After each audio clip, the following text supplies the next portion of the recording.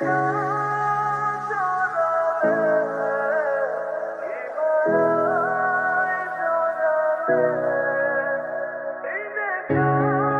আসসালামু আলাইকুম স্যার। ওয়ালাইকুম সালাম জেরিন। জি স্যার।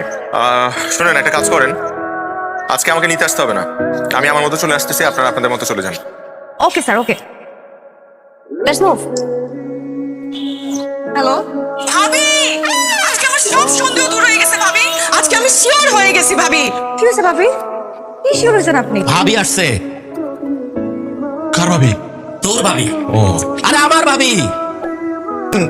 নাদিয়া, নাদিয়া অফিস আসছে। গিফটটা দাও মা, জুনাতকে গিফটটা দাও। তোমরা আবার এসব গাড়ি টাড়ি আনতে গেলে কেন?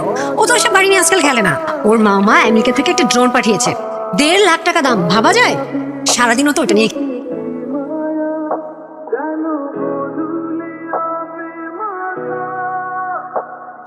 আর কতদিন এরকম অন্যের চাকরি করবা? চাকরি করা মানে জানো তো, চাকরি করা মানে হচ্ছে চাকরের মতো কাজ করা। আমি বুঝি না তোমরা এখনকার ছেলেপেলেরা কেন যে মানে শুধু চাকরির পেছনে ছোট। ভাইয়া ভাবিরা কি পরিমাণে অপমান করলো সবার সামনে। 4-5 হাজার টাকা দিয়ে তুমি একটা গিফট কিনে দিলা। এই খেলাটা না কিনে একটু দামি খেলা তো কিনে দিতে পারতাম, তাই না? আমি বলছিলাম তোমাকে, না সেটা করলা না।